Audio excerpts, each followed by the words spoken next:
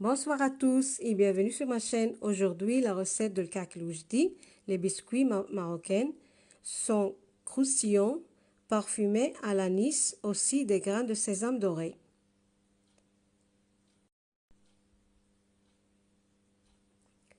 Avec le même verre, je mesure soit les grains de sésame, de l'huile, aussi de l'eau et le sucre.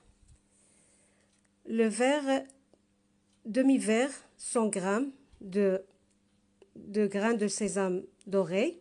On laisse une cuillère et l'autre, on les molut. Alors, un verre et demi de sucre, sucre vanillé, demi-verre de l'huile tournesol, aussi demi-verre de l'eau tiède, une cuillère de l'anis moulu, et cela le grain de sésame qu'on avait laissé. L'autre, on a moulu de demi-verre de grains de sésame, 2 cuillères à café, 2 cuillères à café de levure chimique, aussi une demi-cuillère à levure chimique, du pain. Alors on a l'œuf, battre l'œuf avec le sucre, on mélange avec un verre et demi de sucre, aussi le sucre vanillé, on mélange tout.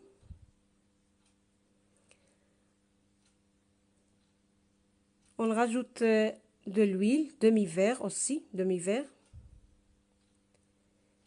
Puis on ajoute la cuillère à soupe de fenouil moulu.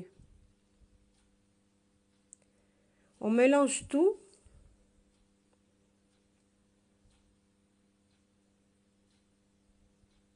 On rajoute les grains de sésame dorés moulus.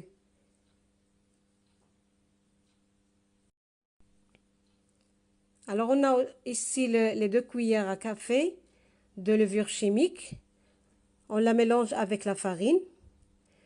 Puis on ajoute, ça se peut, 1 cuillère et demie de grains de sésame qu'on a laissé entier. Puis on ajoute la levure du pain, demi-cuillère à café de levure de pain. On mélange tout et on rajoute de l'eau aussi, la moitié. Ici, je me suis trompée. J'avais laissé premièrement de la farine, l'ajouter, mais tous, premièrement, et la farine le laisse le dernier. On ajoute aussi la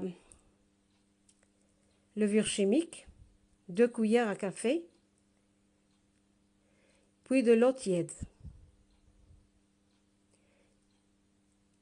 Et on ajoute toujours la farine peu à peu. Ça se peut 500 grammes, demi-kilo. Et on ajoute de l'eau aussi, tiède. Et la farine, on le laisse toujours la dernière. Et la pâte, ça doit être pas dure, pas collante, doit être homogène, mais souple.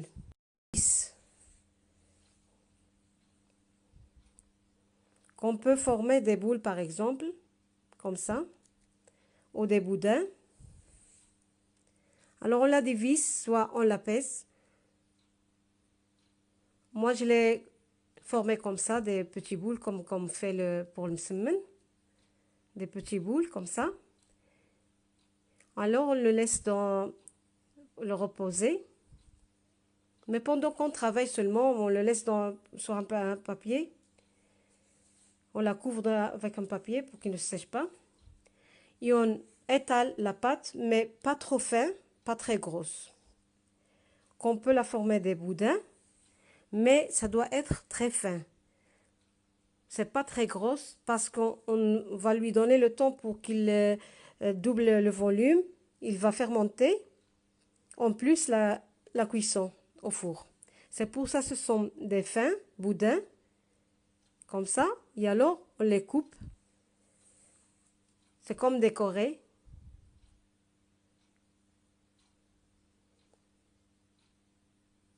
Et ceux-là au milieu, c'est mieux, tous.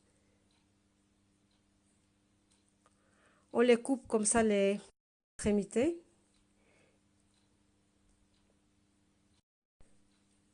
Puis on les joindre les deux extrémités pour former un cercle.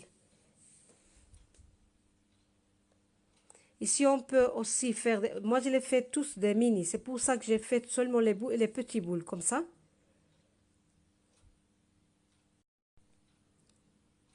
On les forme des boudins.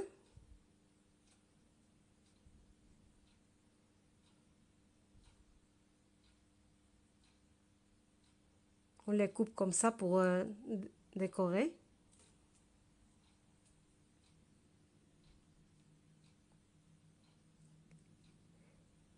Et quand on les forme tous, on va les déposer dans une plaque sur papier sulfurisé. Et on le laisse. Moi, je l'ai laissé fermenter. J'allume le four. Et puis, je l'ai laissé reposer, qu'il double le volume. Et comme ça, je l'ai fait ici, comme vous voyez. Et alors, je l'ai laissé fermenter. Une fois qu'il est fermenté,